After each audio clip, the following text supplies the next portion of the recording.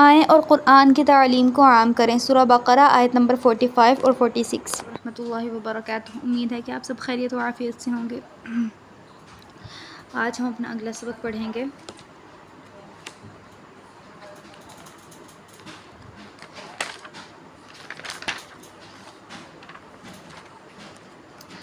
آج ہم پڑھیں گے آیت نمبر 45 اور 46 انشاءاللہ العزیز۔ تو پڑھنا شروع کرتے ہیں وقت کو ضائع کیے بغیر، پہلے تلفظ و تجوید سے، پھر ترجمے سے، اور اس کے بعد تفسیر پڑھیں گے۔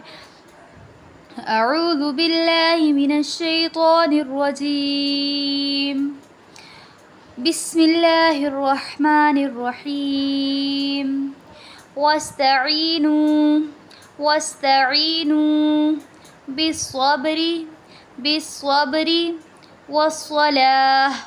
والصلاۃ۔ یہ دیکھیں تا اور ہا اور آگے وقف۔ تو اب ہم نے کیا کرنا ہے، ایک عربی قاعدہ ہے کہ ہم اس تا کو حذف کر دیں گے اور ہا کی بھی صرف آواز نکالیں گے، بس صلاح ہی نہیں پڑھیں گے، بس صلاتی نہیں پڑھیں گے، صرف کیا پڑھیں گے، والصلاۃ۔ یہ اینڈ پہ ہا کی صرف آواز آئے گی۔ وَإِنَّهَا لَكَبِيرَةٌ إِلَّا عَلَى الْخَاشِعِينَ الَّذِينَ يَظُنُّونَ أَنَّهُمْ ملاقو ربهم وأنهم إليه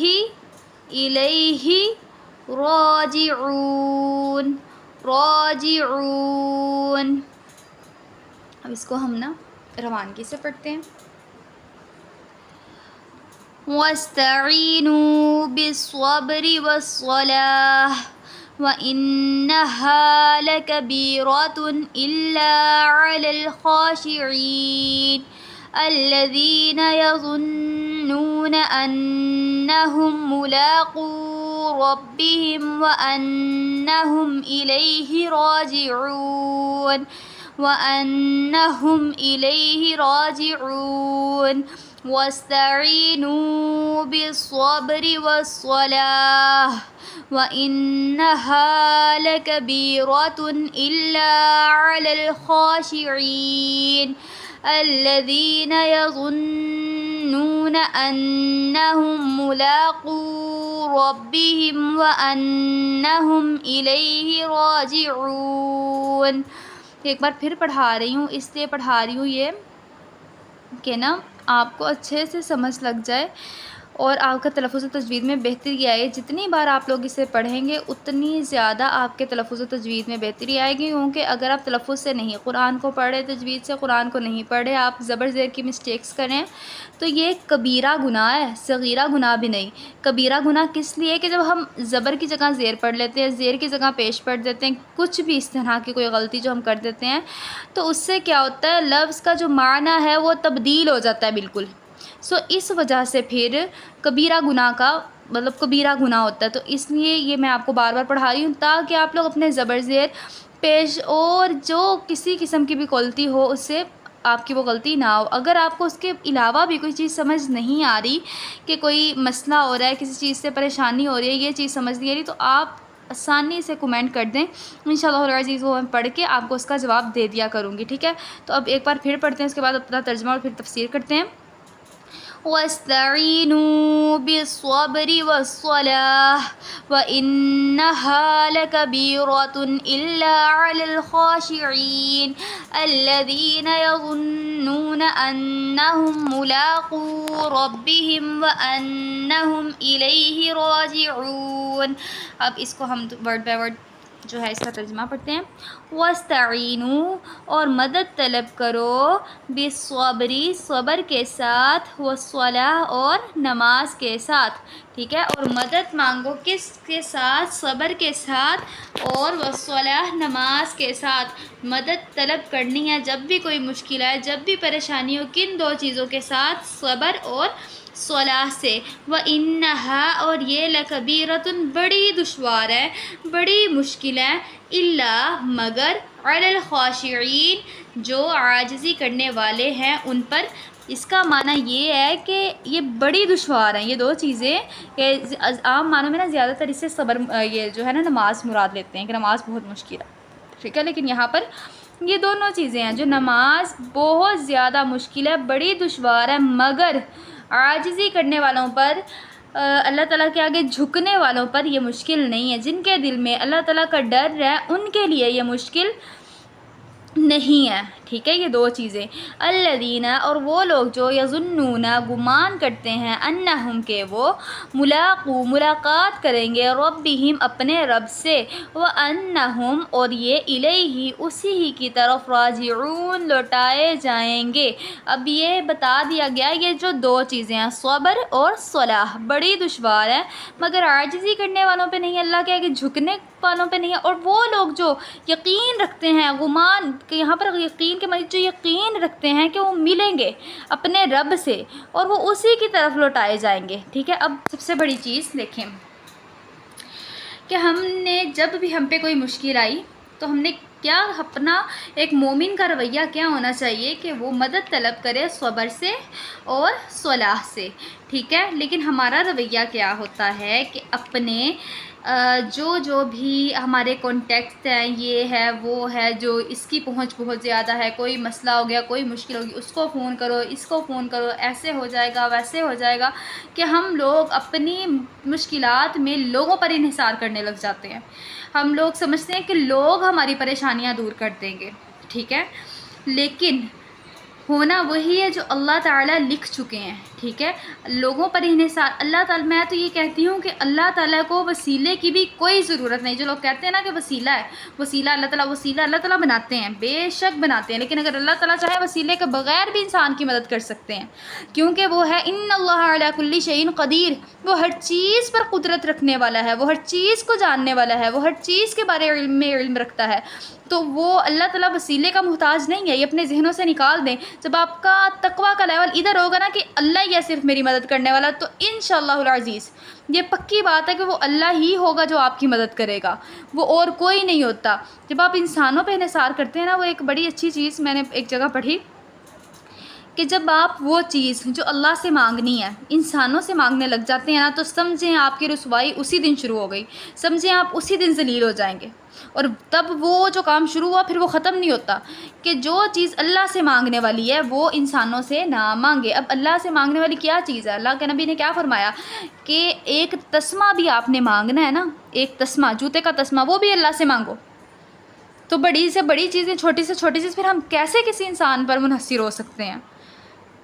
وہ ایک الگ چیز ہے۔ اللہ تعالیٰ نے دنیا میں رہنے کے لیے ایک سائیکل بنایا ہوا ہے کہ ہم لوگ ایک معاشرے میں رہ رہے ہیں تو ایک دوسرے کے ساتھ ہم نے چلنا ہے، لیکن ہمارا تقویٰ اسی لیول پہ ہونا چاہیے کہ جو ہو رہا ہے، جس وجہ سے ہو رہا ہے، جس طرح ہو رہا ہے، وہ صرف اللہ تعالیٰ کی ہی طرف سے ہو رہا ہے۔ وَاسْتَعِینُوا اور مدد طلب کرو صبر سے اور صلاح سے، اور صبر یہ نہیں کہ صرف آپ لوگوں کو صبر کی تلقین جب کرنے ہی لگو تو سب سے آگے ہو، ٹھیک ہے۔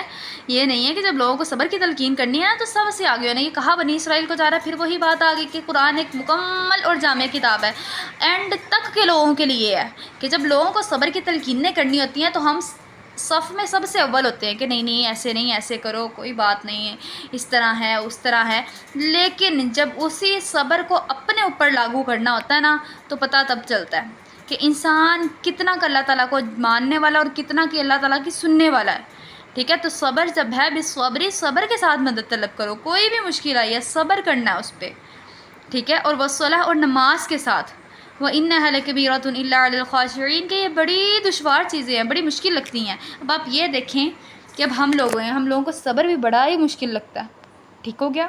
ہم لوگوں کو 5 وقت کی نماز اول وقت میں پڑھنا وہ بھی بڑا مشکل لگتا ہے، لیکن آگے کیا بتا دیا گیا ہے؟ إِلَّا عَلَى الْخَاشِعِينَ کہ جو عاجز بندے ہیں نا اللہ کے، ان کو مشکل نہیں لگتا۔ تو سمجھ لیں جب آپ یہ پڑھیں تو دیکھ لیں کہ کیا ہم ان عاجزی والوں کی لسٹ میں ہیں، ہم ان جھکنے والوں کی لسٹ میں ہیں؟ نہیں ہیں، کیونکہ ہمارے تقویٰ کا معیار وہاں تک نہیں گیا۔ لیکن پھر یہ مایوس نہیں ہونا کہ شاید ہم اس لسٹ میں نہیں ہیں تو بس ہمارا کچھ بھی نہیں ہو سکتا، مایوس بھی نہیں ہونا کہ اللہ سونے ہم آپ کی راہ پہ چھوٹے چھوٹے قدم تو اٹھا رہے ہیں نا، اور انشاءاللہ ان چھوٹے چھوٹے قدموں سے ہی ہمارا تقویٰ کا معیار اس لیول پہ آ جائے گا جس لیول پر ہونا چاہیے، کہ جس لیول پر ہم اللہ کو پسند آ جائیں۔ اس کے بعد پھر وہ بتا دیا گیا اگلی خوبی کیا ہے، الذین یظنون انہم ملاقو ربہم وانہم الیہ راجعون، کہ ان لوگوں پر بھی بھاری نہیں ہے جو یقین رکھتے ہیں اس بات کا کہ ہم نے اپنے رب سے ملاقات کرنی ہے اور ہم نے اسی کی طرف لوٹائے جا رہا ہے۔ جس بندے کو اس آیت پہ یقین آ گیا نا، جس بندے نے اس آیت کو اس طرح سمجھ لیا جس طرح سمجھنے کا حق تھا، یقین کریں وہ اپنی زندگی میں سے ہر وہ کام نکال دے گا جس سے اللہ ناراض ہوتا ہے، کیونکہ اسے یقین ہوگا کہ آج میں نے یہ کام کر لیا نا تو کل قیامت والے دن جب میں نے اپنے رب سے ملاقات کرنی ہے، جب میرے سے پوچھا جائے گا تب میں کیا جواب دوں گا؟ تب میرے پاس کوئی جواب ہوگا؟ نہیں ہوگا، ممکن ہی نہیں ہے ہو۔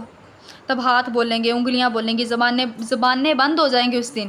باقی جسم کا ہر عضو، ہر ایک جو جسم کا حصہ ہے نا، وہ ہر ایک حصہ بولے گا کہ اللہ میں تیری نافرمانی نہیں کرنا چاہتا تھا لیکن اس نے پھر بھی مجھے مجبور کیا، یا اللہ میں غلط طرف نہیں جانا چاہتا تھا لیکن پھر بھی اپنی ان قدموں سے مجھے غلط طرف لے گیا، یا اللہ میں غلط چیز نہیں دیکھنا چاہتا تھا لیکن اس نے پھر بھی یہ آنکھوں سے غلط چیز دیکھی۔ ٹھیک ہے، یہ چھوٹی چھوٹی چیزیں ہیں، چھوٹی چھوٹی بالکل، لیکن ان پہ عمل کرنا، ان کو جاننا، ان کے عمل تو تب بھی ہوگا نا جب آپ اس چیز کو جانیں گے۔ بعض لوگ آج کے دور میں بھی ایسے ہیں، وہ کہتے ہیں ہم لوگ اس لیے قرآن کی تعلیم نہیں حاصل کرتے، یا ہم لوگ اس لیے نہیں جانتے کہ اگر جان لیا تو پھر تو عمل کرنا پڑنا ہے نا، پھر تو عمل کرنا ہی ہے، تو ابھی ہمیں علم نہیں ہے تو اس لیے ہم لوگ لا علمی میں کچھ بھی کر لیں تو کوئی نہیں، کیونکہ اللہ نے کہا جو جان مطلب بھول چوک سے ہو گیا تو وہ معاف ہو جائے گا۔ ایسی بھی کوئی بات نہیں ہے، ٹھیک ہے۔ علم حاصل کرنا ہر مسلمان مرد عورت پر فرض ہے، اور علم دین حاصل کرنا تو پکی مہر ہے، کرنا ہے۔ کس لیے کرنا ہے؟ زندگی گزارنے کے لیے۔ قرآن جو ہے وہ ایک وظیفے کے طور پر زمین پہ نازل نہیں ہوا ہمارے لیے، اپنے ذہنوں میں بات رکھنی ہے۔ قرآن وظیفے کے طور پر نازل نہیں ہوا کہ اس میں سے یہ آیت پکڑ لو، اس کا وظیفہ کر لو، وہ آیت پکڑ لو، اس سے یہ ہو جائے گا، ایسے ہو جائے گا، ویسے ہو جائے گا۔ قرآن کا جو مقصد ہے نازل ہونے کا، اس کو ہم نے اپنے اوپر لاگو کرنا ہے۔ مقصد کیا ہے؟ ہمیں اس سے اپنی زندگیوں میں لانا ہے، اور زندگیوں میں کب لایا جائے گا؟ جب ہمیں اس کا ترجمے کا، اس کے مفہوم کا علم ہوگا، تب زندگیوں میں لایا جائے گا۔ تو خدا را قرآن کو جو ہے نا آپ لوگ ترجمے سے پڑھ لیا کریں، کوشش کیا کریں، 2 آیتیں پڑھنی ہے نا، روز قرآن پڑھیں، کوشش کریں 1 آیت پڑھ لیں، لیکن 1 آیت جو آپ پڑھ رہے ہیں اس کے ساتھ اس کا ترجمہ بھی پڑھیں، تاکہ آپ کو علم تو ہو کہ اللہ سبحانہ و تعالی ہمیں کہہ رہا ہے۔ اگر ہمیں یہی نہیں علم، صرف گنتی پوری کرنی ہے، 5 قرآن پڑھ لیے رمضان میں، 6 قرآن پڑھ لیے، صرف یہ گنتی پوری کرنی ہے، ثواب تو ملے گا، ٹھیک ہے ملنا ہے ثواب، لیکن اس کے نزول کا مقصد پورا نہیں ہوا، اور جب اس کا مقصد نہیں پورا ہوا، آپ کی زندگیوں کا مقصد کیسے پورا ہوگا؟ آپ کو زندگیوں میں کس مقصد کے لیے اتارا گیا وہ کیسے پورا ہوگا؟ بے شک میں نے جنوں اور انسانوں کو اپنی عبادت کے لیے پیدا کیا، سورہ جن کی آیت ہے، ٹھیک ہے۔ تو وہ عبادت کیا ہے؟ وہ عبادت حقوق العباد بھی ہے، ٹھیک ہے۔ نہیں تو اس عبادت کے لیے تو فرشتے بھی بہت تھے، یہ عبادت بھی ہمارے لیے ضروری ہے۔ اللہ تعالیٰ کو اس کی ضرورت نہیں، لیکن ہمیں ضرورت ہے، ہم نے کرنی ہے، ہم نے اپنے لیے کرنی ہے یہ۔ اور دوسری چیز، حقوق العباد کا بھی بہت خیال رکھنا ہے، بہت خیال رکھنا ہے۔ انشاءاللہ اس ٹاپک پہ پھر آئیں گے، ابھی اپنے سبق کی طرف ہی چلتے ہیں، ٹھیک ہو گیا؟ اور وہ اسی کی طرف لوٹائے جائیں گے کہ اس آیت کا جس انسان کو مفہوم پتہ چل گیا نا، اللہ انشاءاللہ اس کی انشاءاللہ زندگی بدلے گی۔